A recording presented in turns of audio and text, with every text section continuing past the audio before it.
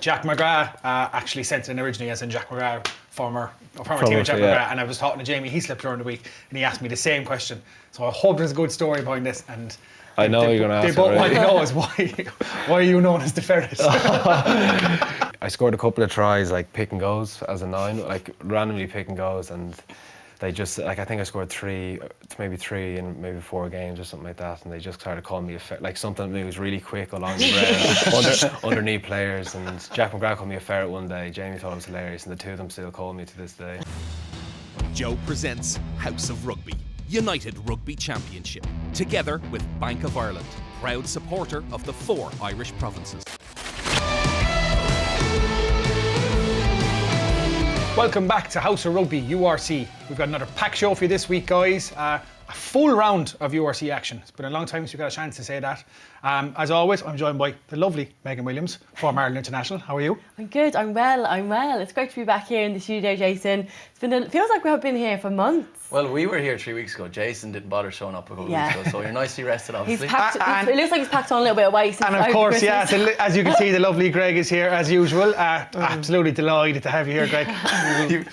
Not only did you miss the last episode, you also forgot your shirt this week. So what's going on? Well, the two lads are matching, so it's all right. That's it looks like we were in school together. Yeah. We're like a bit of a boy band going on as well. Yeah. Anyway, we have another person joining us this week, and it's actually the first guest that's played in the matches that we're analysing. Leinster scrumhalf Luke McGrath is here. You're welcome, Leinster. Thank you. Thanks for having me. Good to be here. It's good to have someone on the URC who probably has more URC medals than he knows what to do with them at this stage, I'd say. I don't know about that. Thanks for coming in to see us there, Luke, especially after the dramatic end to last night's game. Like, for our listeners, so Cardiff beat you guys 29-27 in the final moments of the game with the huge penalty kick from Jared Evans. Yeah. In the final moments, how are you feeling? Absolutely gutted. Yeah, I know. No, it was a very difficult game. Fair play to Cardiff, they made it very tricky for us. We were probably a little bit rusty. A lot of players yesterday hadn't played much, hadn't had much game time with all the games being cancelled for Christmas, and thought we were a little bit rusty. But you got to give credit to Cardiff, and unbelievable kick at the end. I was gutted it went over, but fair play to him. I know, a bit of a harsh call. What do you think about that penalty that the ref gave you? Yeah, we were only talking about before the match, before the show, and we were thinking, no.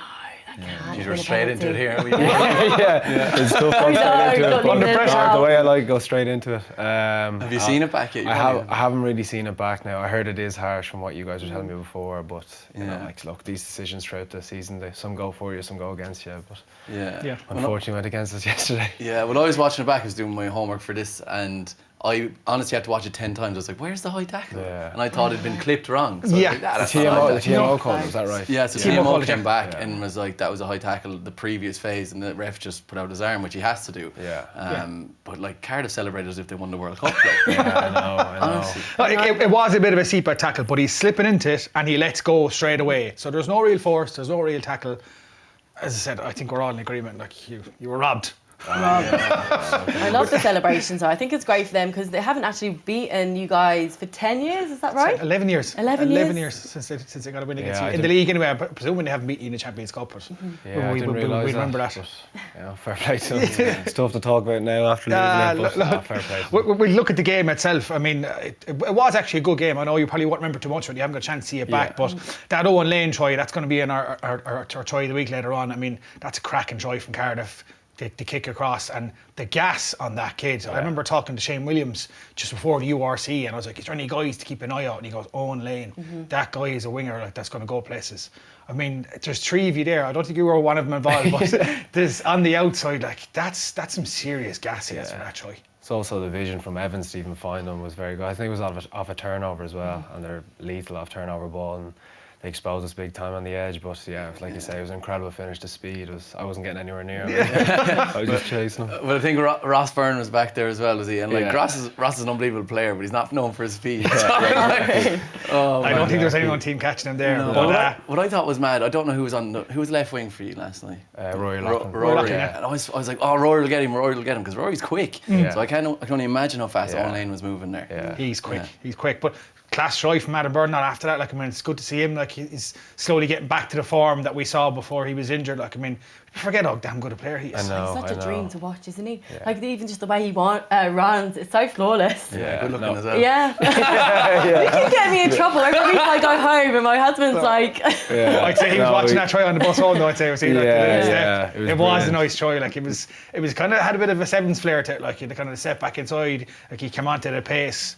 Yeah, it's good. Like, there's a guy. I mean, like, what's he like in training at the moment? Is he kind of getting back into it now? Yeah, exactly. Finding himself again. Like I spoke earlier, with all the games being cancelled, you know, a lot of lads hadn't played since. I think Adam's last game was Glasgow. He was telling me last night before, which was, you know, before November internationals essentially. So that was the thing. We were probably a little bit kind of rusty. You know, a lot of lads playing their first game in a long time yesterday. So you can't win every game, lads. Of course, like you win. You can't. You have to lose some games. You can't keep beating them. Yeah. But Adam hadn't played for nearly 2 seasons before that. Exactly. I mean, And there's a few guys in that boat as well. Like Will was just back from an injury and then he played last night. Things like that. And Joe McCarthy getting his debut, who I actually thought was brilliant. He played the 80 minutes, so fair play to him as well. I did think it was weird at about just before Ross got the penalty before they got theirs, and I was like, this is madly close for a Leinster game at this point. It was like 74, 75 minutes. Yeah. And I was wondering, on the pitch, did you start feeling that pressure? You're never usually that close at that part of the game. Yeah, I just, well, like when you say that to me, I'm just thinking about in the first 10 minutes you probably could have scored 2 tries, and you know, when you don't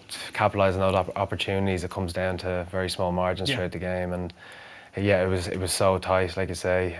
Like every time we gave away a penalty, he was taking the 3 points, so kept the scoreboard taking over. But yeah, it was. We haven't been in, like. Hopefully, we're able to build from these from being in these scenarios. Yeah. Luke, did you feel a bit of the pressure from the crowd? Because watching it, they gave you a lot of boos. Yeah. Even when Harry was kicking for his penalty, the crowd was really loud. Did you feel that, the energy from them? Yeah, we did, absolutely. It was great to play in that kind of hostile atmosphere, especially with last year no crowds for the last kind of couple of years. So.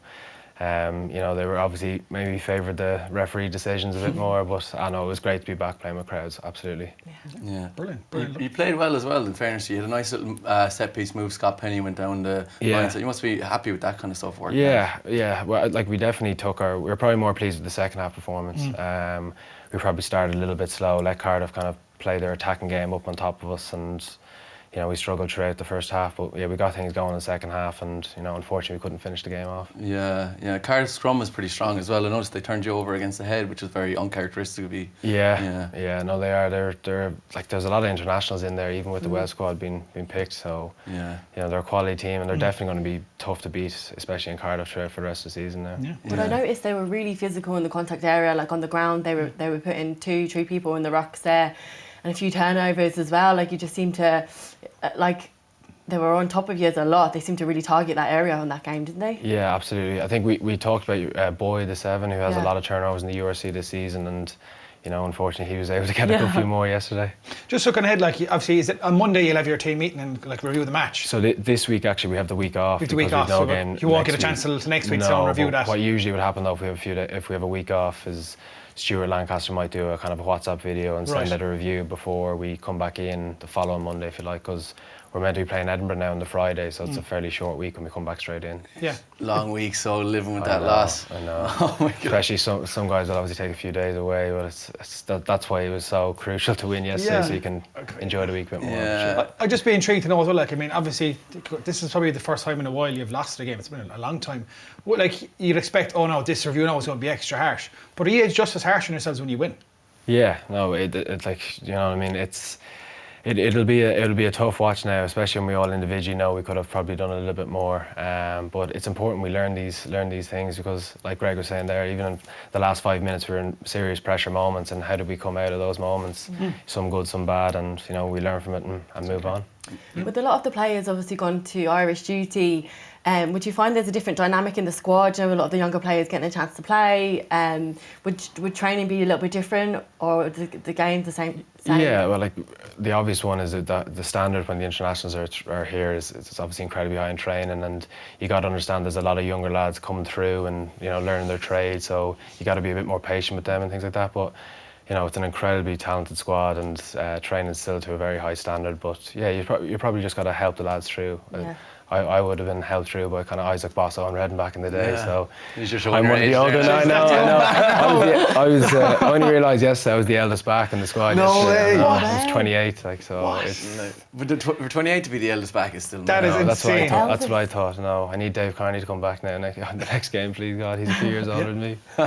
Yeah. Well, look, it's a good learning curve for Leinster, and it's something different for you to go away and review and work back from this, and great stuff for the young lads getting their few minutes. And we'll move on to more Irish rugby. We have some questions coming up to you later on, but obviously we'll move on to the next game before we have our fun little round of 10 questions. Before we get stuck into them, yeah. We'll leave them alone for a few minutes now. Exactly. Yeah. So the Ulster game on the weekend was a good one. It was a 27-15 against Scarlets, but we have to talk about Scarlets, how depleted they are at the moment. There's 17 players injured, which is nearly a full squad, and 6 away on international duty. So, like, I don't even know who they're playing for them yesterday. Like, honestly, till you lose 27-15 against Ulster or a team in form. I know they're down a few internationals, like in the Kingspan. Like they put up a good show. And the biggest talk point of that game, lads, is I don't know. Like if you've seen it, like we have the clip. I mean, I think Craig Gilroy should have seen a red card for the Ireland in that game. Like, I've sympathy for him. And your man is coming into the tackle, he's slipping into it and he's falling into it, but he connects with him clean into the jaw. You'll see it here with his shoulder. It does not look good. This comes after this clip. Yeah, here it is here now. Oh, his neck gets snapped back. Is that your first time seeing that, Luke? Yeah, that was my first time seeing it. He was having a great game as well, wasn't he? His neck going back, the whiplash. Yeah. He gets yellow for it, like, and he tries to say that, like, he goes to the framework and he's like, okay, we're bringing this down to yellow because the mitigation there is that he's slipping into the tackle, that blah. To me, I think I have sympathy for him. Yeah. But what do you think? Should that have been red? Yeah, it's one of those ones that could have been. The only thing I would say is he is slipping a lot. Now, it obviously doesn't look good in slow motion as it was, but I suppose what did save him is it didn't look like Craig Gilroy had any proper intent and force into it. Maybe he kind of just, his head hit his shoulder maybe a little bit, but look, it's one of those, like, you're going to agree to it. Yeah. It's very difficult. It seems that mitigating factors is a big thing that refs are looking at this season. There's a couple of times now, I don't know if you've noticed as a player, that the refs are trying to find reasons to get it down off red cards. Yeah. Or is that just... Well, it's part of the framework, yeah, but they are being, because I think at the start, like, they were trying to be so strict with the framework that if they see any kind of, okay, this is a red, but then you get to the game, as you know, it destroys the game if you're just throwing red cards out left, right and centre. And if you're throwing yellow cards out, like, and of course we want to protect them, but if you can find mitigation there, and if you can understand, as you said, it looks a lot worse sometimes in slow motion. Yeah. If you let it play in real time and you look for that mitigation, okay, was there force, was there this? But I think when it's a connection like that, like, I mean, he could have been very badly injured there in that hit. Like, the whiplash, and it's like a car crash. So Gilroy then ends up getting the bonus point try for us. Yeah, it's mad. We had Keatley on in the last show, and he thinks that the reaction of the players in the area where the injuries happened or the tackle has happened should be a factor to take into account. So say if I get tackled right beside you, you are going to see how hard that is, and if you're like wincing or getting pissed off, then that's obviously like, oh, it was a bad one. So Keatley thinks that should be a part of it, which I do agree with him, because the closest people to it are going to be like, no, it's bad or not. Yeah. So what do you think of all that situation? Yeah, that could be. It is difficult. Like the mitigating factors, it seems to be a bit more. You know, referees interpret different things. So. It's like I'm just looking up. That's obviously the first time I've seen it. It does look very badly, but how do you train for it? Like, I mean, the laws are constantly changing, and we know we're trying to be so protective of players at the moment. But as you said there, it's so much up to the ref's interpretation. Yeah. And like, you can plan and train for a match, a huge match, and all of a sudden then you get a ref who doesn't agree with a decision, and you've got a guy red carded after 10 minutes. Like, and this could happen. I mean, like, you know, you guys are probably favourites going into the Champions Cup, and what if he come up against at Toulouse or something in a quarter semi-final, someone gets a red carded after 5 minutes and it's out the window, and there's nothing you can do about that. It's like what you're saying there. It's like you can get red carded now for being very unlucky. Like, obviously Craig Gilroy was very unlucky there, but it does look bad, and you know, like you say, it could be a potential red card. But we do speak about these things that, like, you know, it almost seems like there's going to be a time in the season where we are going to have to play with 14 men for a long period of time. So, you know, we kind of speak about it. If you're training, you're almost training. We're talking about, like, do we put 7 on the scrum, 8 on the scrum if it's a forward, or if it's a winger, who we put on a wing, things like that. So, it's something we have to be aware of. Unfortunately, there's a lot of red cards and a lot of weekends. Jason, did you have any standout moments from that match? I thought Billy Burns had a super game and a lovely try down that blind side of the wing. Yeah. There was his run in that set up Gilroy's try. I thought he's kind of unlucky maybe to miss out in Ireland selection. Kind of he was in thereabouts. Yeah. He didn't put up any trees like when he was in there, but he was a good solid player. But it's what's the same time. Carty is playing well, but looking at the game itself, yeah, I mean, it's great movement. Yeah.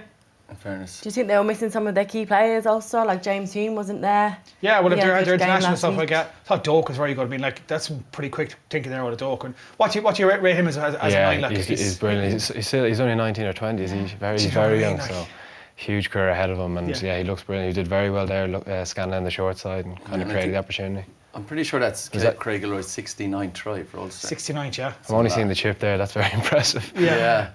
It is. It's a good little try in fairness to Ulster. No, they played well. Even playing that well, and with 15 minutes to play, it was 15-all. So it wasn't anywhere near like a massive win at that stage for him. And then there was, going to be tough saying this name, Gareth Milazinovic. Glad you said that. Did I get that right? Did I? His try put Ulster in front then, and it was kind of game over at that stage. Yeah. But it was good to see them playing well, and especially coming in now with Leinster losing and Munster not playing that well. It's good to see Ulster now, because we were giving them crap a few weeks ago, not being a good team. So. To be fair. There's a good clip then after the game then as well. I don't know if we saw it. Big Dwayne Vermeulen coming on barefooted to do his interview, and they got a bit of a slagging off the panel. But when he has men like this beside him and Dwayne Vermeulen, it makes his job a little bit easier. Yes, maybe it's the impact of this big Springbok. Dwayne, I know you haven't been here that long, but really this is not suitable footwear for January in Belfast. Gents, I must say I'm pretty comfortable after 80-minute game on, in longer studs. It's really comfortable just being barefoot a bit. Yeah. I still find it mad to see him play with Ulster. Like, I mean, I think he's still probably one of the best number 8s, if not the best 8 in the world at the moment. Even at the ripe old age of 35 or 36. Yeah. He's an incredible signing for them. Like, the difference he must make, even have him around the dressing room, to have a World Cup winner like him who's done it all. But we'll move on to Connacht. Poor old Connacht. Battered in the end by Glasgow. They were in thereabouts for majority of the game, but Glasgow kind of ran away with it in the end. 42-20 at home. I mean, 6 tries for Glasgow, which is that's a lot of tries in the sports ground as well. So it wasn't great. Connacht did it right at the start. Sammy got a really nice try. He had a lovely line and came in and scored a good try. But I think that one of the things that stood out for me in the game was the centre partnership between Sam and Tom Farrell kind of fell apart off the try. There was a maul, and Glasgow just went straight through. Like, that was first phase. Tom Farrell got injured. He injured his ankle, and he had his ankle wrapped up, and they tried to get him off, and he said, "No, I'll try and run it off." But you can see he's absolutely goosed. Why have him in the 13th? Well, that's the thing. It makes no sense. And they just run straight through. Like, and he's there. He's on one leg, and he just through his channel. I don't know if you probably haven't seen it yet, because I saw the highlights this morning. That was about it. Yeah, I think I know the try you're talking about. It looked a bit easy for it was so uncharacteristic of Tom. So that's what happened. He had an injury. What do you make of Connacht this season now? You've got Connacht now. You've drawn them now in the last 16. Like, that's going to be tough, because not only do you welcome them to the RDS, but you got to go to the sports ground. Yeah. It's not going to be an easy game for you this year. Sports ground's one of the hardest places to go to. They have a very, very good record there usually, but it's very exciting. Like, it's going to be a great battle. We play them already this year. They're a very good attacking side, so well coached. So it's going to be some challenge. But it's great. It's great to have an Irish province. In Europe, it's both teams will be relishing it. And it should be great to watch. The first time ever we've all 4 provinces into the knockout stages. Like, that's pretty. Yeah. I know Connacht kind of got there by default in the end, like with the match getting cancelled and stuff like. But like, they have played well this season, and it's good to see. All 4 teams are in there. Maybe it was the missing Carty at 10 as well. It's just the creativity missing a little bit, and Tom Daly wasn't playing as well. So maybe it's just those kind of key players. Bundy wasn't there doing his whooping and his hollering. Yeah, so like maybe unlike a Leinster who just have constant unbelievable players all over the squad, they need those focus points like of the unbelievable players across the team just to keep Connacht going. But you'd miss Mac Hansen, wouldn't you? Mac Hansen as well, Twinkle toes. Yeah. Exactly. Even like Keane Prendergast is up as a development player at the moment. Like, I mean, he's a hell of a talent. Like, and is he 21 or 22 is all he is. Yeah, he's just really, like, I know I gave out about him for weeks ago, like, and he's shouting and roaring and he's smiling, but it works. And that's the thing about Connacht, like they get under, like that's something I presume you're going to be looking at preparing for. Not just the way they play, but their mentality. Like they like to get under teams' skins, don't they? They like to piss you off. Yeah, they do, and it works. It does work at times. So I'm sure they'll be doing it to us 100%. But not just that, their quality side, like the attacking rugby they've played this year so far as well, has been very impressive. So yeah. It's going to be some game anyway. Definitely, yeah. They were chatting a lot to the ref. They were getting really frustrated with the ref, just with the breakdown area from Glasgow. They were really strong in that area. Like, do you agree with what the ref was saying? I actually can't remember exactly what the ref was saying. But I think we have the clip here that we can. We have a clip from the game, from the incident with Fraser Brown. So this is a pretty interesting clip here. So basically, there's a high tackle coming in basically off a ruck, and it's kind of an accidental clash of heads. But even though it's accidental, it's clear head contact, and Fraser Brown decides to have a chat with the ref and basically tells him, no, I don't agree with you. You have to look at the framework. So have a listen here. So you'll see here, there's the contact. He comes in, look, and bang. It's accidental, but he's coming in upright. You at least have to look at it. It's pretty dynamic here. Yeah, it's dynamic. Look, I understand there's foul play, but I mean, he's come in to contest that. I don't see that as there's no foul play, mate. Yeah, I was going to say there's no foul play for me. Yeah. He's come in and it's accidental contact with the head. No, it's not. It's not even foul play. But it's interesting when you see Fraser Brown, what he has to say. So both guys are entitled to go into that. No, head-on-head collision. If you go in, bolt up like that, then it has to go to the framework. No, he's a latcher. I don't care, sir, if it's accidental. That's to the framework. Sir. Yeah, I've got that as no foul play, Fraser. I don't care, sir. Okay, thanks. Luke, actually, can I ask, like, you're captain, fantastic. Would you be the first person point of call to go into the ref's ear if there's something that you don't agree with, or is anyone in the Leinster squad who? There's a lot of leaders, I suppose, in the squad. Yeah, but yesterday I thought you were going to show a few clips of me arguing. You might come back. No, but is he overstepping the boundaries there now, like, or is he right to question the referee if he feels? I think he was captain yesterday, wasn't he? Yeah. So he's definitely the one to talk to the referee. It's when everyone's kind of shouting in at the referee, that's when they get, a bit pissed off or whatever. But to be honest, I think the ref was actually right there. Like, I thought it would have been a harsh red. Like what I was saying earlier, like, you can be unlucky to get a red card. But But they didn't even get a penalty for it. Like, I think what he's trying to say there is, because it ended up going back to an advantage for a Connacht penalty, what he's saying there is you have to at least look at it by the framework, go to TMO, have a quick check. It was probably a penalty. You're saying by letter of the law he has to, or because he's because of the framework. Like, the framework is, if you come in and if you make contact with the head, you have and your tackle comes in upright, it has to be checked. Oh, does it? Okay. So he's not just doing it because. And then you have to look at the framework and go, okay, straight away, it's head on head. Okay, mitigation. It's an accident. He comes in. Okay, it's not a red card. It goes, okay, more mitigation. Wasn't intentional. It's not a yellow card. Penalty only. You get a penalty. So that's the framework. Yeah, I'm surprised in rugby though that he was able to speak so disrespectfully to the ref. I didn't want to mention that, but I'm glad you brought it up. No, you're right. I don't care. Some of that. That's usually be like yellow card straight away for talking to me like that. Yeah. Especially English referees who just march you back. For that Didn't kind of Wayne stuff. Barnes do that said recently? that Saffron Say guy last week. Last week, yeah. He gave him a red card, didn't he? Second yellow. Second yellow. Sorry, so he gave him a second yellow for personal. Yeah. Well. Well, I think it's just so mad the difference between rugby, how respectful you are to the refs, and then to football, like soccer. They're just shouting at them in their faces. Fellas. It's mad, isn't it? Tugs. Could you imagine if you could hear the audio of the football? The audio of the footballers. I don't know if you'd want to hear it. Yeah. Well, it reflects on you. Obviously, you're in the heat of the moment, but you have to like calm yourself down and think about what you're saying to the ref because you could get yourself sent off. Easily. Do you find it difficult? I'm probably more a kind of calm kind of person, so I don't find it too difficult. But there is moments where you just need to, take a deep breath before speaking to them. I know there's a lot of lads screaming at me to tell the ref something, so you just got to be kind of calm with them. But I kind of hope that you develop the relationship as the game kind of goes on. You can kind of able to speak to them, but you have to pick the right moments, like you say. Yeah. You don't want to be annoying them the whole game. It's not an easy job for you because you have to concentrate on doing your own job first and then do that. It was even worse last year. Do you remember the Captain's Challenge came in? Like, that was the most difficult because, lads wanted to challenge nearly everything. It was just too much talk. Like, even towards the captain was finding it very difficult. I think everyone's happy that's gone. Exactly. So I think, look, it is what it is. I suppose as a captain, you got to be able to do it. Who did the territory? Exactly. Who did Johnny Sexton, who was the referee, had it with a few years back, and Johnny turned around and he goes, I know you don't like me. What ref was that again? I can't remember that the Six Nations. Oh, it was brilliant. The South African ref was the French ref was like, I know you don't like me, and he got into a big thing. But look, that's another thing. We'll before we go on to the rest of the matches, before we look at our beloved Munster and the rest of the games of the weekend, we've got some questions to ask you. Right? Yep. So an interesting one. The first one, why is interesting now? I think it's a bit of a funny question because I don't think your time with Ireland is over yet. But a guy was here, John Cotter, is asking, would you ever consider declaring for Canada? So was the main question looking there is, are you actually eligible?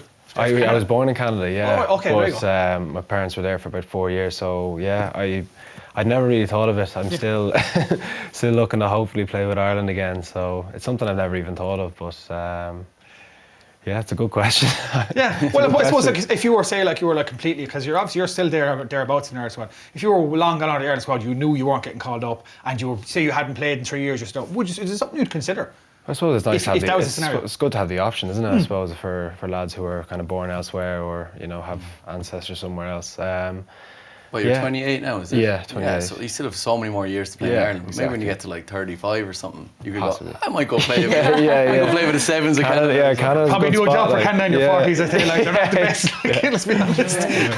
Get paid to live in Vancouver. Like, it's not a bad life. Bad, really, is it? Because they've made it quite easy for you to transfer over to different countries now. Like, I think it's only 3 years. 3 years isn't a long time, it's not a long time. It's not that but you much have to have, like, it's not like that where you can go and live in a country, like you have to be, as you said, either born in Canada or you have to have that's be your actual nation. You can't just go over and live there for 3 years. Oh yeah, I know exactly. Okay, That's gone. It's 5 years for that now still. Yeah. But well, we want you to stay here. We want you back in that green jersey. Exactly. We have Hong Kong versus Canada in the semi. That's it. I'm going to go back to England. You can play for England. Exactly. With a name like Williams as well, go back to Wales. So some of the questions from our audience submitted this one as well. This was from Saint McGill. He asked, with the defence being one of your strengths, what advice would you give someone to improve their own? Oh, it's a good question. Yeah.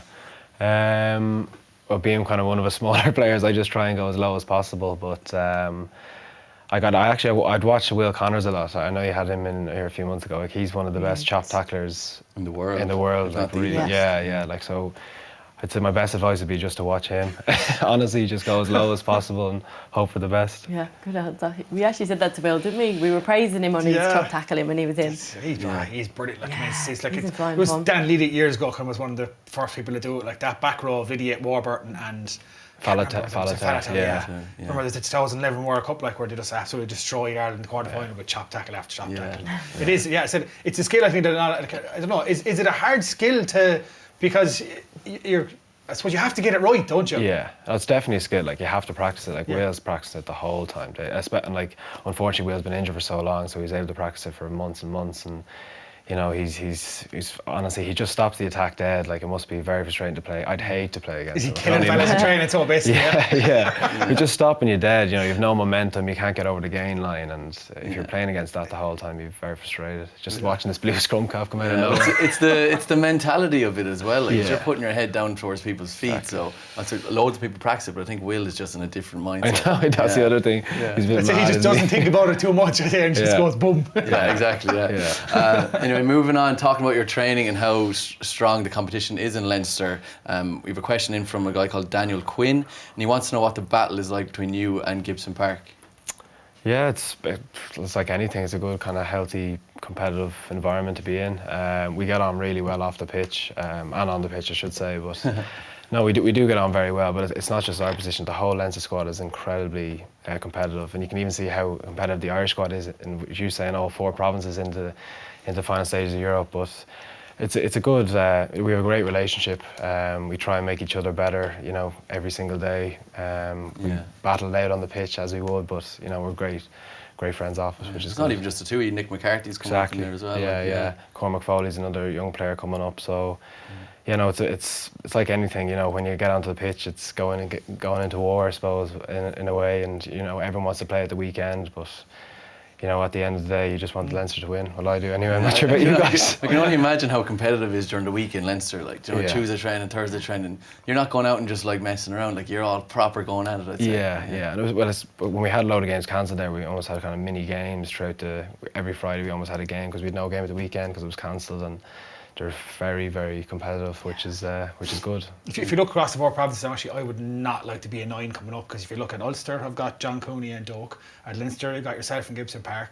At Connacht, you've got Marmion and Blade. At Munster, you've got Casey and Murray. They're all in, pretty much every single one in there is international except for Doak. Yeah. I would not like to be a 9 coming up, like when you've got like 2, it's like superstar fucking 9s in every single province at the moment. What do you make of all that? You're obviously one of them. Yeah, exactly. Yeah. Well, everyone's playing the green jersey at the end of the day, but I suppose we all drive each other on, and as long as hopefully Ireland win the Six Nations, it's a good reflection on all of us. Very political answer, will it? Yeah. You question me there. It's that media training. Yeah, exactly. It works the job. Okay, I've got a good one here. I've been looking forward to ask this question. So, Jack McGrath actually sent it in originally, as in Jack McGrath, former teammate Jack McGrath, and I was talking to Jamie Heaslip during the week, and he asked me the same question. So I hope there's a good story behind this, and I know you're going to ask. They both want to know is why are you known as the Ferret? There's not a good story to this at all. Jack just called me randomly one day. I think I scored a couple of tries, like pick and goes as a 9, like randomly pick and goes, and they just, like, I think I scored 3 in maybe 4 games or something like that, and they just started calling me like something that was really quick along the ground, underneath players. And Jack McGrath called me a ferret one day. Jamie thought it was hilarious, and the 2 of them still call me to this day. It's not really a great story, but that's literally it. It's still good. Is it stuck? Are you called the ferret inside? Some people call me it, sorry, but it's mainly those 2. Now that those 2 have moved on, it's a lot more quiet. That's so funny. I met Jack a few weeks ago because I'm actually doing some training with them because they own the Collective Fitness, and I was doing a photo call with the guys there, and I brought my son along because I didn't have a babysitter at the time, and I was like fangirl. I was like, can I please get a picture with my son with you? So he's got this. I had this picture, and the baby's like screaming, and I'm like, smile, Anthony, and Jack's like holding this poor child, like it was really funny, but he's good laughing. Yeah, he's a great character. This show anyway is going to bring Ferret back, lads, so if any Leinster players watch this, start calling him Ferret again, right? Bringing it back. Yeah. Some people still call me, it's annoying me now and then, but there we go. That's so funny. So I have another question from Dan. He would like to know what it's like representing and playing for Ireland. Yeah, unbelievable. It's definitely my most memorable achievement, really. My debut was against Canada, which, funny enough, was actually born there years ago. I think 8 of us made our debut that day, which is brilliant, like Gary Ringrose, Dan Levy and James Tracy, who I'd be very close with. So that was an unbelievable day. But probably my most memorable representing Ireland was the day we beat New Zealand in the Aviva. Like, that was just the atmosphere. That was 2018, like nothing I'd ever experienced before. So I love representing Ireland, and hopefully I get another chance to do it.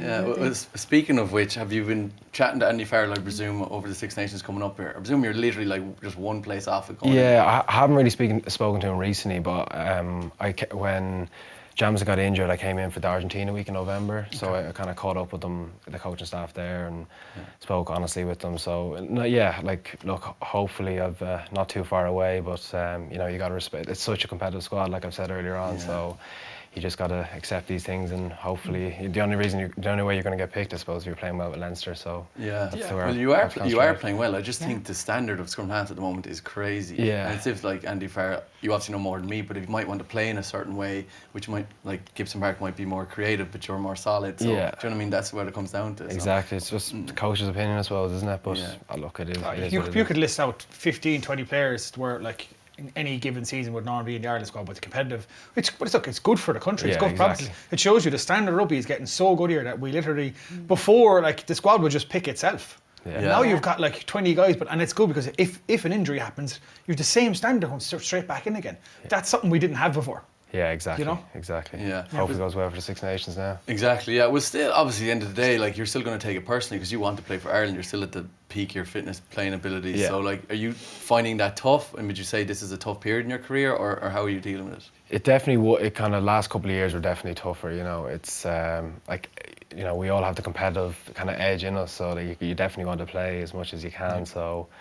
It definitely was tougher. I've learned to just kind of get on with, concentrating on Leinster and see how things go there. But look, you just gotta roll with it and see what happens. But like you say, like, anything can happen. So just keep the head down, keep working hard. I was just about to say, the next couple of weeks you're going to be running on at the Aviva. Like, it can happen. It could happen like that. Like, so, you never know what can happen. Yeah, how do you that kind of?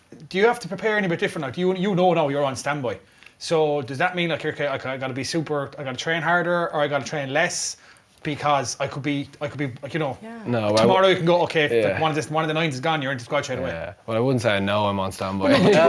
But you know what I mean? There's a good chance you are. Do you know what I mean? Yeah, like, you yeah. have to mentally prepare yourself for that I can get a phone call at any minute and I could be playing against Wales next week, or I could be on the bench against Wales next week. I gotta switch into gear for that. I wouldn't say listen, like, when's the first game? Wales this weekend. Yeah. So no, I wouldn't say you train every day. Like, I'm going to enjoy my few days off now, because from a Leinster point of view now, we have 5 games in a row, which is a lot. So enjoy the few days off now, and look, you never know what comes.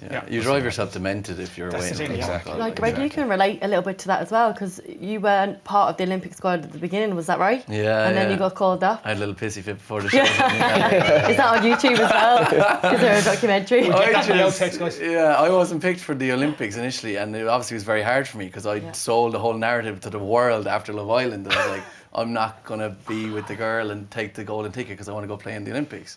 Wasn't picked, and I was like, oh, it's kind of awkward.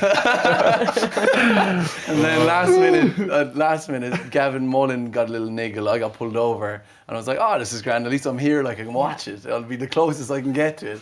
And the boys were playing crap, and I got put in, and we ended up winning. And the exact same thing had happened in Hong Kong for the World Series qualifier. Didn't get picked, got pulled in last second. Boys were playing crap. I got put in. Go on in there, so we might as well have a few minutes. That's why we love you. That's why we love you. What, Jason, what's the title for the paper tomorrow? That's why we love you. It's a running joke with the team. Crap. The next one is this is an interesting one from Tom Ryan.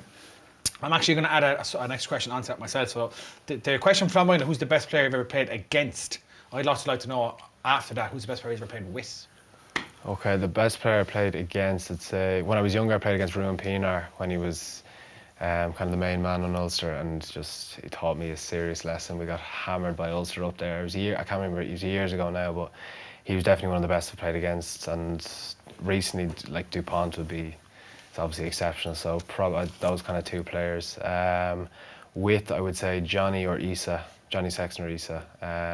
Isa, just because he can literally play any position. Like, there was one game where I was playing 9, I got sin bin for collapsing them all, would you believe? And Isa ended up playing 9 for those 10 minutes, and he scored a try, made a line break, try saving tackle. He just basically taught me a lesson. And then as I was coming back on, we were setting up for a scrum, and he was about to, I was coming on, taking the ball off him. He just threw me the ball, smiled and winked at me. He just taught me a 10-minute lesson how to play 9. And within those 10 minutes, he'd done all that. He'd done all that. He's been cast years ago, so like, he's just like. I know he can slot in a 10, like, but to slot in a 9 is completely different. That's insane. I think it was the first time he's played 9, like, honestly. But I still laugh about that with him, like, whenever I talk to him now. Yeah. I'd say he could still do a job for Leinster if you brought him back now. I'd say he's probably still keeps himself fit. Like, because even that time when he came back for the second spell with you, and I was like, oh, it's a bit of a strange signing, a bit of a gamble. He came back and played better rugby than he played in his first spell. No, he came back. It was sure he left as a winger, kind of fullback, and came back as playing 12, and he was even better, like you say. But his mindset is just incredible. Like, he's definitely one of the best players. He's probably the best player I think you've ever brought in, I'd say. Is he? Yeah, like, all the lads would say he's the best Leinster player ever. Just with the amount, like, obviously he had that 1 cap for Fiji, so he's more or less playing with Leinster every international window. Essentially, he was the main man. So it was almost a blessing in disguise for Leinster, because he was available, like, and he was never injured. Exactly. You know? Well, on the back of that, like, a question from me: what would be your career highlight today? Career highlights. That sticks out. I'd say it was winning the Champions Cup in 2018 with Leinster. That's probably the highlight. I was in Murrayfield when Leinster won in 2009. So when I was 14 or 15. So just kind of watching on and, like, seeing how much it meant to Leinster to win it the first time, and then kind of at a start to the crest was very special, I would say. Lovely. Plenty of stars since then as well. Yeah. 2018 seems like a lifetime ago, doesn't it? Yeah, 2009, yeah. Wow.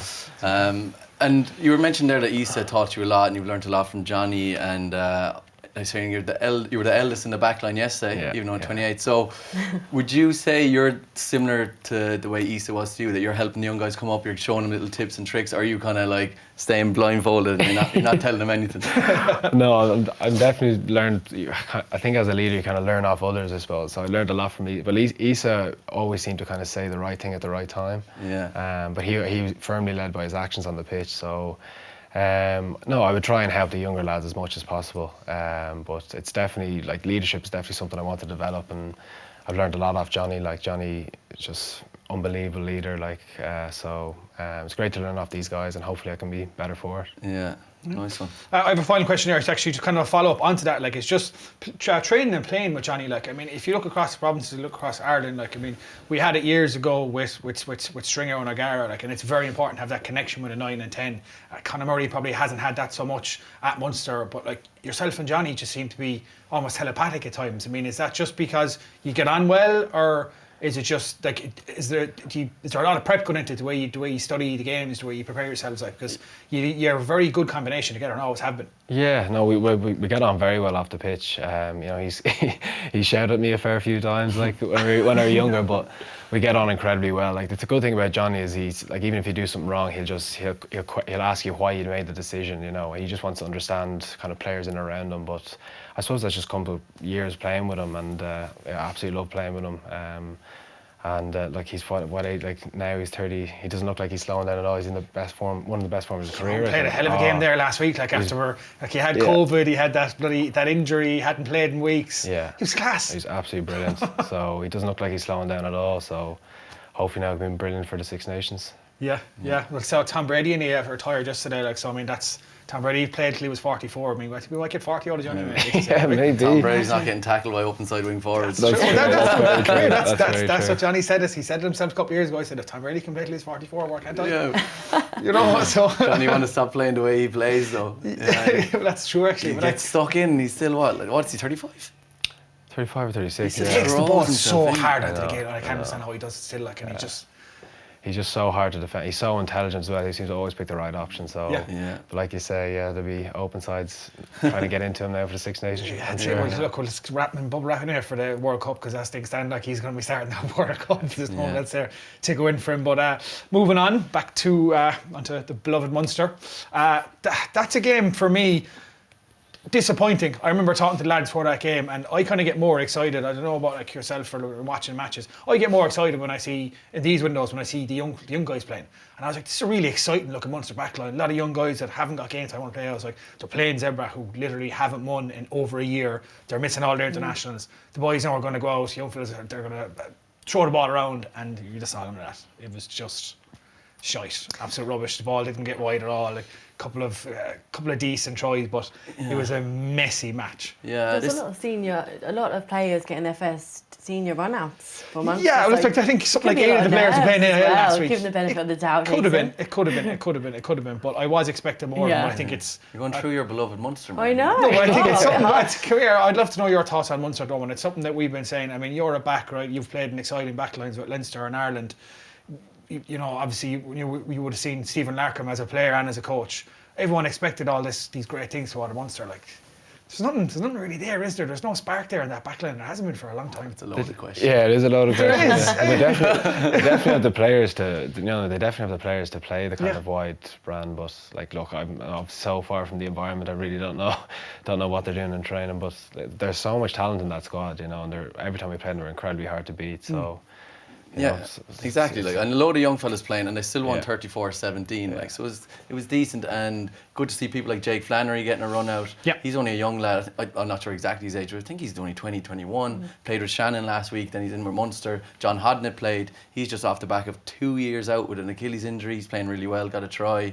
And it was kind of little sparks of Dan Goggin was back in. Dan Goggin got injured again though, didn't he? Did he pick towards the end? He picked up an injury. I don't know if it's anything serious, but he's another class player. Did you see his line for his try? Brilliant. Incredible. I don't know if you've seen it yet, but I did. I saw the try. Straight off the line. Obviously, scrum halves never get given the props for this. But some pass by Crone. He found him. You have to find him, and he just battered his way through the line. So Dan man of the match, really wasn't he? Cronin got man of the match. Yeah. He was starting for Gary Owen the week before, so it's good to see him straight back into a URC game and get man of the match. Exactly, and I do like seeing that the Munster coaches, even though they're going to be changing now at the end of the season, that they're giving young lads a go. Do you know what I mean? These lads are getting game time. I remember back when I was in the academy, if anyone got a cap, it was crazy. It was oh my God, you're actually playing. Now there's lads getting caps all the time, which is really good to see. It's a third different out half in the same amount of weeks, so it's good to see things that I said. Flannery is a guy that I think it's his first game this year. I think is it. Could be, I'm not sure. I think it is, But they battled it out really well, Zebra, because you've given the Zebras a really hard time, but it was 0-0, 0-3, at 20 minutes in. Yeah. And they didn't really run away with the match until the second half. Yeah. So Yeah. and there was a lovely intercept try from... Oh, Poor Jason, you're my main guy coming to the names.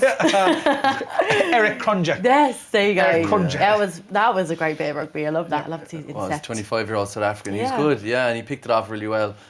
He was Jack Crowley just kind of tried to pop it off, and it was off a zebra line-out that they missed, and then Jack Crowley tried to pop it off, and your man just took it. So I think, look, maybe I'm being a bit harsh. I think I'm probably overly harsh on Munster because of what's going on the last few weeks. And then when you see you guys come out and play Champions Cup and score a point a minute, when you're playing teams, you're like, or you're Munster playing Zebra who haven't won in 12 months, and you're just expecting a little bit more from them. Well, I'm going to stick up for Munster. They smashed you Wasps last week, like by 40 points or something in Thomond Park, like, you know. So I think we're okay. These lads are putting 70 points past on belly. Like, we lost last night. They lost the card. Yeah, true, I suppose. Where was Zebo? Why was he not playing? I think they were just giving the young lads runs. Shane Daly got some time, even though he he's hasn't not, had much game time himself at all, have he? He's not really a young lad anymore, but like there's just so many. Because he's plays for Ireland, like, and he's another guy just hopefully getting back into the Irish team soon. Like it's just too many wingers around, like it's really good players. Like, was there anyone that stuck out in that match? Any young guys? Any young guys? John Hodnett I thought was class. Good to see Jack Crowley playing really well again. Jack O'Sullivan had a good game though.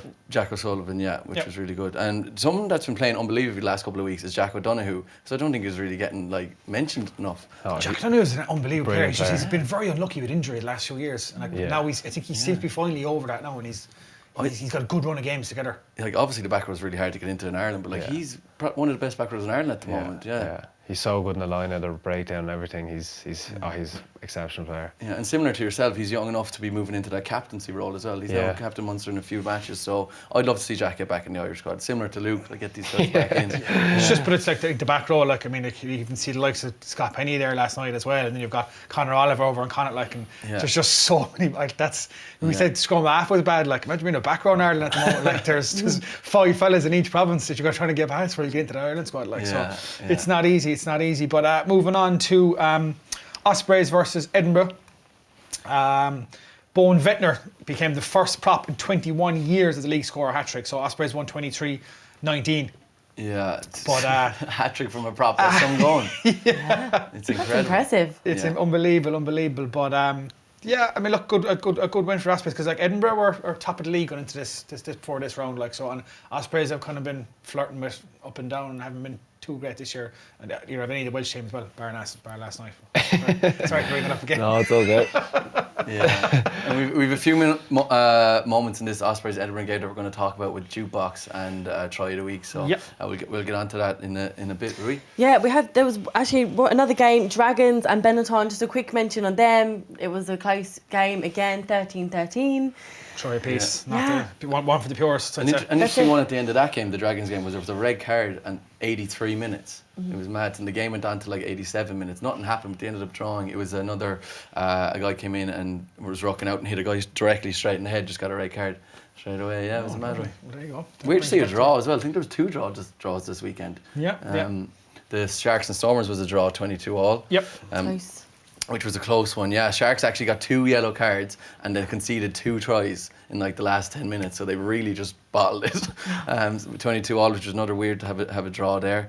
And then the other South African game was Lions-Bulls. Yeah. Bulls got a big win away to the Lions, 34-10, which was cool to see.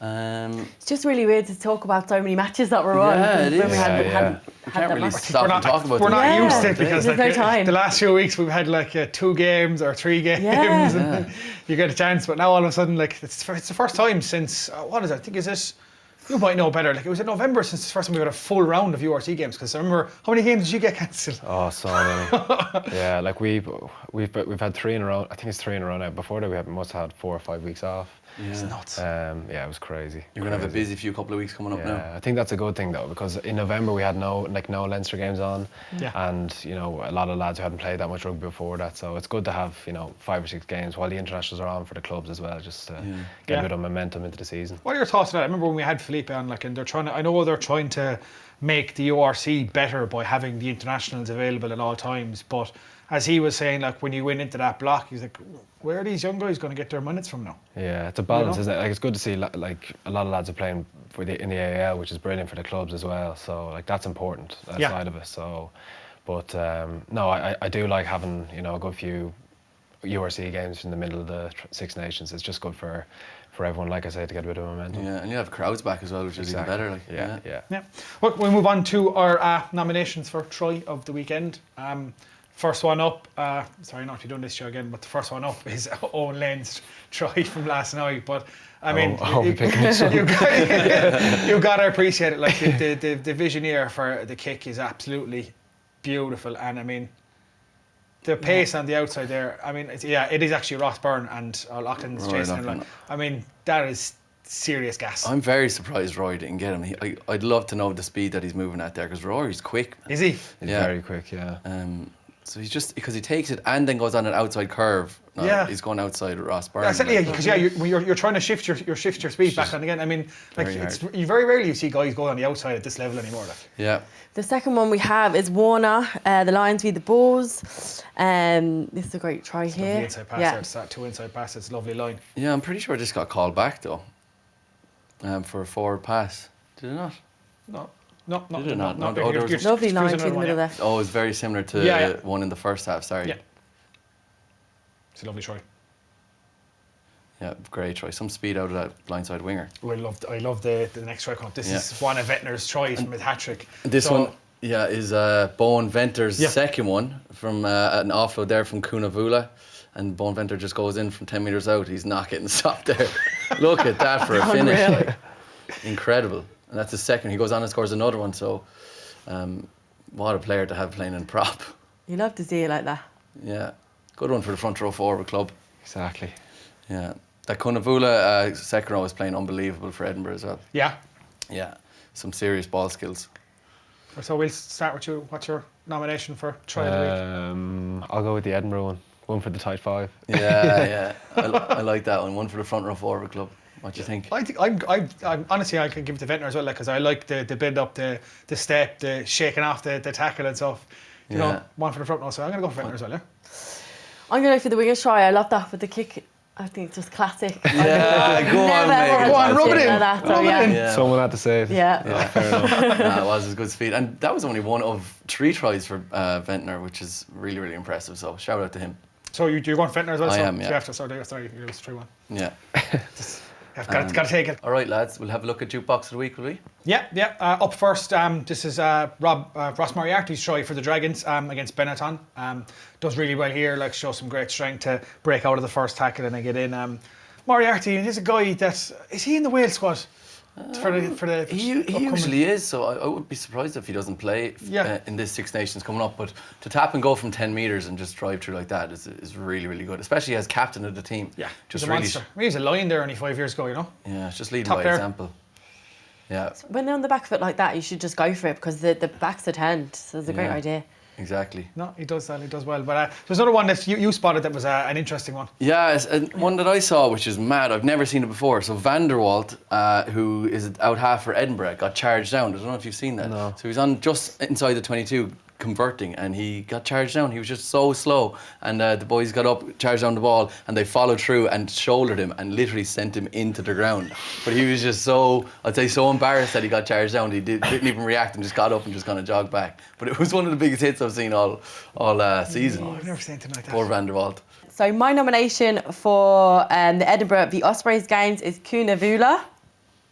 This is pretty impressive here. This is in the build-up to the try we just saw. That's something like that. The offload's pretty impressive as well, in fairness to him. But just pause the inside centre into the ground. Like, it's mad. Some strength. You could almost give a double jukebox there for that, couldn't you? Yeah. Double jukebox, I like that. I don't know, we can't, if we give that night, they're going to get a double award, like, because you think he's getting the award, it's the same try. Yeah. I don't know if we can give a double award to this. I really liked Ross Moriarty's one. So I'm going to go back for my vote for Ross Moriarty, picking tap and go. What do you think? I'll go Moriarty as well. Yeah. Kunavula for me. You just wanted to say the name again. Grand, I'm going to say Kunavula, so we're going to split the award, right? No, we can't do that. I'm only joking. You did get the other one, so. We'll go for Moriarty. We get to Moriarty. Nice. We get to Moriarty because Kunavula technically gets a bit of props. Yeah. No pun intended for the build-up to Benner's try. So we'll give it to poor old Ross. But okay. More rugby news. Moving on to the big rugby news. So obviously Six Nations. Like, I know we've chatted about it a lot. not too many surprises in the squad. I don't think we expected a huge amount of surprises based on how well they played in the autumn. I think he's kind of happy with his squad at the moment. The two big choices were, I think, were bringing Lowry in instead of Zebo. Zebo didn't even get any game time in autumn, but he's played no rugby in the last few months at all. I think Lowry's been playing well, and then the other big one then is Chris Farrell getting dropped and Hume coming in. But what are your thoughts there? I mean, I think Chris Farrell hasn't been playing the best rugby at the moment, and Hume is in serious form. Yeah, I think more looking at Hume, how well Ulster are going as well. I think Hume and Lowry have been the standouts in the back line, as well as Balakoon actually, who I think will probably have a big Six Nations if he plays. So I think that Hume is just playing exceptionally well, and like I say, it's such a competitive squad. So like, what a team sheet! Like, I wasn't too surprised with the selection. Now, like, the confidence that these guys will go in with the back of beating New Zealand, they have that shield around them that the guys in Six Nations are going to want to knock that down big time. They have a confidence going in after the autumn internationals, but. Yeah, like, I was really excited to see Jack Carthy in the squad. Yeah. Getting a chance to maybe come in and flourish and get some game time under his belt. With Carberry probably being a bit injured, is he again? Yeah, well, his elbow. Well, they said Carberry would be able to. He was actually at the Six Nations. I was on the Six Nations on Tuesday, and Farrell said that he's actually fully fit and raring to go. That he's been training away, like he had that problem with his elbow, but he's actually available for selection for the Wales game. So I don't know whether he'd bring Carty in or Carberry. It's probably going to be Johnny starting 10, of course. But the big thing I'd ask you is looking on the wing with Lowe out. As you said there, Balakoon's on great form. You've got Mac Hansen coming in. You've got someone like Keith Earls who's been out of the squad for a while. Yeah. I think Andrew Conway's going to get that right wing spot, but that left wing spot, I think it's up for grabs, isn't it? Definitely. I think, like you say, Conway went so well in autumn. I think you'd have to say he'll probably start the first game. And Balakoon played against Argentina and did really well, so they could continue with that. Mac Hansen, he's been brilliant all season as well. So good attacking flair, so it'll be interesting. With Mac Hansen, what do you think, Luke? Do you think he's in the squad to be in the squad, just to be around like everyone in the squad, or do you think he's there to get some game time? It's probably a little bit of both. I think if he's training well this week, I think Farrell will pick him. But you'd probably, odds on, say it's probably Balakoon, Conway, maybe even Earls, just for that experience in the first game, just to get the up and running. But you'd like to be picking from those wingers anyway. It's a good option to have. I think there is areas of his game that Mike Hansen still needs to work on. Maybe his defensive game, to get thrown straight into Wales in the Aviva. I mean, that is baptism of fire as it comes. But look, come here. I think he will get game time, like maybe probably more so Italy, or if there's injuries and stuff. But he does seem like a talent. I could beat my words. I just don't see him getting a start like with the other wingers in there, like Earlsy. Even against Italy or something like that. Like maybe against Italy, but like the other games are just too big. The Six Nations is so competitive this year. Oh yeah. And like Mac Hansen's class, he's been playing really well, and it's good to see Andy Farrell rewarding guys like him, James Hume, Jack Carty for playing well in the URC. But in the Six Nations, it's just different gravy. Like, you've played in the Six Nations before. It's just next level. I could see Earlsy being in there, and then see what happens after that. Like, but because as you said there, Mac Hansen's made a few mistakes. I remember in RDS he got caught out a couple of times. The questioning about his defence a little bit. Yeah, in Sports Ground he got caught out. Yeah, exactly as you're saying there. So look, I could be eating my words, but I just don't. I just know the difference. I remember it's something that stuck out to me years ago. I was talking to CJ Sander when he first came into international rugby. He basically said, like, you literally have about 2 or 3 less seconds to do anything, no matter what it is. That's how quick the intensity is of when you go from provincial to test. Like, is it that much of a step up? Like, yeah, it's a huge jump. But it is physicality, especially, and like you say, you have way less time on the ball. So, it is a baptism of fire if you're thrown in there, especially not having made any appearances before. But look, if you're good enough, you'll be thrown in there, and you've got to learn one way anyway. Yeah, maybe the hard way. I actually wanted to ask you, Luke, is a question actually about the fullback. Like, Keenan is playing remarkably well, so consistent for Ireland. I think he started every match. Yeah. But who actually is going to represent him if he does get injured? Who's going to go in for a fullback? Who would you think? Touch wood is right. He hasn't been injured at all. I know. It's a very good question, because I think we're all just assume him to be there. But if he goes, we've become so reliant on him now. Would Lamar go in at fullback? Maybe Jordan actually. Yeah. Well, you would have said Stockdale, but obviously Stockdale's out for the rest of the season. Lowry could come in as well. Like, Lowry as well. Really experience there at that level. Yeah. It's a tough question. Just very good. I actually thought that Simon Zebo would be the natural progression into fullback. But he's not even in the squad. Yeah. But as I said, he just because he was out with COVID and stuff, and he was out for he didn't play a game there at one stage for like 3 months. So I just don't think he has the minutes in him to bring him into the squad at the moment. I think it's a fair. Yeah. That's why he's going to give someone like Hansen and bring in reward the form in the Balakoon and stuff. I'd love to see Zebo back in there though. I think he will be in there at some stage. I think he does deserve a shot because I don't think Ireland would have brought him back or Munster would have brought him back if they didn't have plans for him, as we said, to at least give him a go and see what he can do at that level again. But and every time he plays for Munster, he plays well. He scored 2 tries against Wasps last week. Like he always does something with the ball. So I think it'd be a straight-in swap for you, Keenan. But it'd be interesting to hear your predictions going into the actual Six Nations itself. I mean, I think it's safe to say, based on the injuries that Wales have and the fact that it's our first proper match with a full crowd in the Aviva Stadium for the Six Nations, I think Ireland will be confident they can beat Wales. It won't be easy, but I think that's a match that we'll expect to win based on everything. But looking beyond that, England, a lot of injuries. France at the moment, they're dealing with an awful lot of COVID in France. I know even Dupont has got a knee injury, he's up and down, but we have to go to England and France. I mean, how do you see things playing out in general? Yeah, it's going to be very, like the first, I know it's obviously clear, the first weekend's going to tell a lot, but I think Ireland have a great chance. Like they're in great form from November, hopefully continue that form from November. First game home will be brilliant. I don't know if I don't think a Grand Slam will probably be one. I think Ireland have a great chance of winning the tournament though. That would probably be going to France and England. It's going to be incredibly tough. I think it's too good. I don't think anyone's going to win a Grand Slam. I don't think France or England or Ireland could win a Grand Slam this year. No, so should be a great watch anyway. Craig, tell me, did you have this conversation with Shane Williams? I'm a big fan of him. When you went to see him a few weeks ago in... oh, you did. You had a What was it that you were doing? Tell us about it. Yeah, so I'm doing a series at the moment with World Rugby, finding rugby's toughest fitness sessions. Only 2 days ago I did the Navy SEAL test, which I'm still recovering from. I'm dying. But last week I did a virtual leg of the Tour de France with Shane Williams, and I completely fangirled him. Like, 'cause I grew up watching as well. Shane Williams is just the man. Like, God, he's in the Hall of Fame. Like, do you know what I mean? It's like meeting John Alomu, like that kind of level. Do you know what I mean? For me, anyway. He was that good. Yeah, so I had to kind of try and play it cool. I was like, oh, how are you, Shane? Yeah, nice to meet you. But I was freaking out inside, and I ended up beating him in the Tour de France, which was mad. But did you have any predictions of the game? Did you talk about the first game? We did. He was talking about how he loves beating Ireland, like in relation to like, oh, I'm going to beat you because I always beat Ireland, and I was like, I don't know, man. He's like, he does all like triathlons and Ironmans and stuff. Like, he's an absolute freak. Like, is he super fit still? Yeah. 3 Ironmans he's done. Yeah, but he backs Wales. He thinks Wales are in very good shape for Six Nations. Obviously, he's going to say that. Of course, he's going to say that. I think, but like, they have a good backline there. Look at Wales. See how many forwards are missing at the moment. Like that, it's a depleted Wales squad. Alan Jones isn't there. Yeah. There's a lot of, if you look through the list of their squad at the moment, like they're missing, like they don't even the likes of like a Tipperich as well, like they're missing a lot of players. But they're reigning champions, aren't they? Yeah. They did. No one would have said that last year as well. Do you know what I mean? Like they just, I don't know how they just turn it up when they have to. That's true. Yeah, there's something about them. It's like South Africa when they turn on. They just get stuck in, don't they? Yeah. So you're obviously going to say Ireland's going to win. Have to. Yeah. What do you think, guys? I think Ireland have a good chance of winning it, but I think for me, just if I'm thinking with my head, I think France are overdue at Six Nations. I think France might just pip us and we'll finish second. Nice.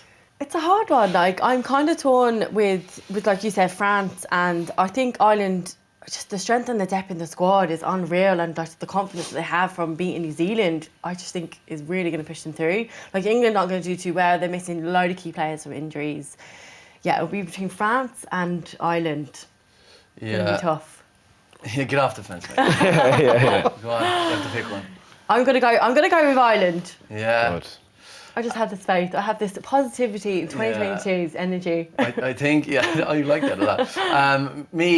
I think the rugby lad makes a very good point that France are in a good shape, and that if they have Ntamack and they have Dupont fit for the whole thing, it's going to be hard to beat them. But I don't know if they pick up an injury here and there, so I'm actually going to go with Ireland. I think Ireland will win. The only thing we went to we didn't touch on was just we touched on the wing spot. In the centre, I mean, I know what you're probably going to say, but maybe you might have a different answer. But Robbie's coming back in there, right? I don't think you can't not start Robbie, whether it's 12 or 13. But do you stick to your Robbie and Gary, or do you go Robbie and Bundy? I just don't think you can go wrong. It's not often they're all fit in the same squad as well.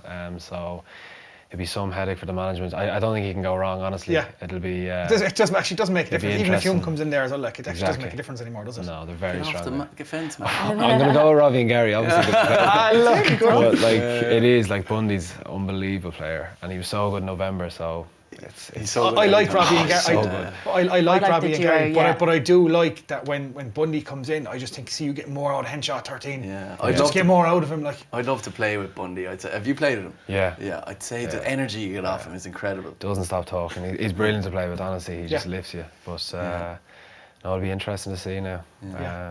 What's the other big call, I suppose, is going to be second row. I mean, obviously it's probably going to be James Ryan in there as one of them, but like it looks like Henderson might be fit.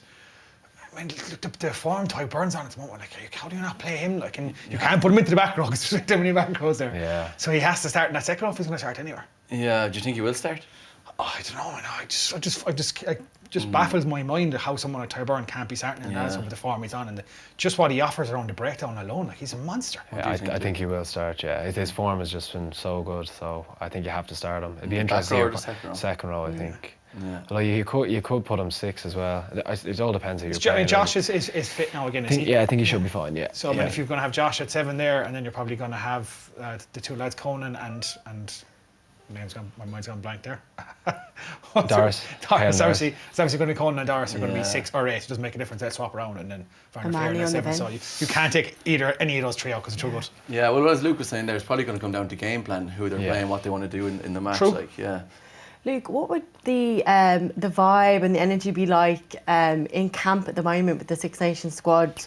I think it's good that they're taken away from Dublin, really, or away from Carton House. They'll be having some crack, I'd say, the first few days in Portugal, enjoying the weather and things like that. But they will be training very hard. But would they be having fun down there? I think the first couple of days they usually, because you're coming from clubs and it's the best way to kind of have a few beers together is about ways to come together. So I'd imagine the first few days they might have been relaxing a little bit more. I saw photos of them on the beach anyway the other day. Yeah. So I'd say so. But I think just like coming off the November they just had, they should be very confident. All the provinces are going really well. So.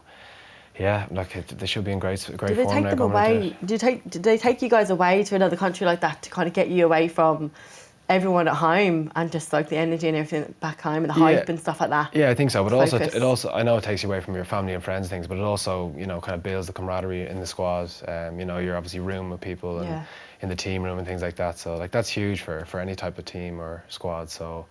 But no, they should be. They'll be training very hard. But I don't know when they get back. Maybe Tuesday or Wednesday or so. So they'll be raring to go when they get back into Dublin. Anyway, the atmosphere will be building nicely. Yeah. Right, so who's got tickets for the game? Anyone got any spares? I think. Yeah. I look for spares. Are you going to begin it? Hopefully, I'll be going. I don't know. We had that chat with Devin that time when he was on. Like he was like, "You'd be surprised. Players don't get as many tickets as you think. Everyone just assumes you get loads of tickets." No. Even if like in the reserve, like if the lads who are in the squad but not playing, like they wouldn't get as many tickets as you think or anything like that. Yeah, you people just assume. You're in the squad. Of course, you're getting lots of tickets. No, it doesn't work that way at all. It's mad, isn't it? Yeah. But the way they are, like it's kind of funny, like the way it is now. Like there's especially now, like with these 3 games. Like how long has it been since there's been a Six Nations match in Dublin? Is it 2 years? Oh yeah. They are going to be like every single club gets a certain allocation. Yeah. Every single club's going to take the full allocation. That's why you created your club, so you can get tickets. We have an entire club, and all we got was what did we get? We got 16 tickets across the 3 games. And out of those 16 tickets, 10 of them are gone straight away to sponsors. You have to give them to your sponsors. Okay. So then it comes back to the committee, comes back to the players. 9 times out of 10, the committee of players don't even get offered the tickets because they're gone already to the sponsors. Because there's so little of them there, and there's so many clubs in Ireland. Then you've got obviously the couple of players that get them for their friends and family, and then the coaches, and then obviously corporate sponsors, and they never go on general sale anymore. Like so. Do you get offered to buy tickets because you're obviously capped? No. That's not a thing? No. What? Unless I don't know about it anyway, no. Really? No, I don't think so. Jeez, I presumed. Maybe when I was going to say maybe when you retire, but I don't think so. Really? Yeah. I would have assumed because you played for Ireland, you're like just like, yeah, Luke, you can have 2 if you want. Like. Well, I know a few lads in the squad. That's about it. Like, if I wanted tickets, I'd have to ask a few of the lads in the squad. That's mad. Yeah, it's something you never really think about, I suppose. That's a crazy insight now. Yeah. Well, speaking about playing rugby over in the sun, like the lads over in Portugal, we have the Sevens, men and women playing in Seville. They're their 2nd week in Spain playing the World Series, and they're going unbelievably. Just before we started recording this, the women got into the final, which is mad, isn't it, Megan? Yeah. That's the first first time I think that we've ever got into a final. Really? Yeah, absolutely. At that level, at the World Series, it's huge. Brilliant. Absolutely delighted for them. They must have like a new group of girls in or something, because they did really well last week as well. Yeah, there's a really strong young group of girls, like a great collective, and you can tell that they're all really, really good friends on and off the pitch, and they've been playing together, and building over the last number of months, and they're performing well, and but you know what it's like. Some weeks, sometimes you have a tournament where you have an amazing turnout in the games, and others not so much. And this week is their week. That's why I'm so impressed with them, because it's been back-to-back weeks in Spain. Yeah. They played really well last week. They won all their pool games, I think, or they won 4 games, and then they just beat England in the semi-final this week, 29-0. So they've kept the standard up for 2 weeks. They have some really key players. Like we spoke about Baden Parsons. Yeah. She's in the setup now at the Sevens, and she's absolutely. That semi-final, so that match against England. Yeah. So they're in the final now against Australia. They come through. It's on at 4 minutes to 7 tonight. Exactly. Yeah. So we're on the final, so we'll be finished here, and you'll be home time to watch it. Well, when this goes out live, we'll know the results. Hopefully we'll be celebrating. Hopefully they've a won. win. But also the men have done really well. They're gone into the semi-final today. It's probably on around about now. They're playing. I think they're playing Argentina, which is Argentina are really, really good now as well. But hopefully the boys can get through them and get into the final, which is huge for them, because they have a whole new crop of young fellas in as well now. Right. I literally have just retired from that team, and I don't recognise half the squad. Like, so that's how new it is. Well, look, out with the deadwood, like as I said. Out with the deadwood. There's so many new young lads in. Yeah. No, but obviously a couple of the old heads are still there. Yeah. But like a lot of new young lads, and they're obviously playing well. That's great. Yeah. Although they were saying like out with the deadwood, you're what, 26, 27 is it? And then we're like, you were the oldest player of the team last night at 28. Like, I mean, we're going to have 15-year-olds playing for fucking Leinster and Ireland the next week. They seem to be getting younger and younger, don't they? Like, I mean, you look back years ago and you'd rarely see players coming into professional game at 18, 19, 20. And now there's loads of them coming in, like the likes of Doak and stuff coming in at 19 and. But I think it's because the school system now, like they're basically small academies. Like you went to Michael's, that's basically Leinster Academy, like or Leinster Sub Academy. The training they get. I'm the eldest out of them as well. You're the eldest out of them as well. Yeah. So I think that's what it is. The school system's just so good now that these players are coming through from their 16, 17. They're ready-made, like they're just developed. They're just better. So I think just it's unreal to see. The 7's going well, 15's going well. So Irish rugby's in a good place. It's huge, Brilliant. Well, unfortunately, lads, or fortunately, whatever way you want to look at it, that's all we've got time for this week. Yeah, and before we go, of course, we want to give a big thank you to our partners, Bank of Ireland, proud supporters of the 4 Irish provinces.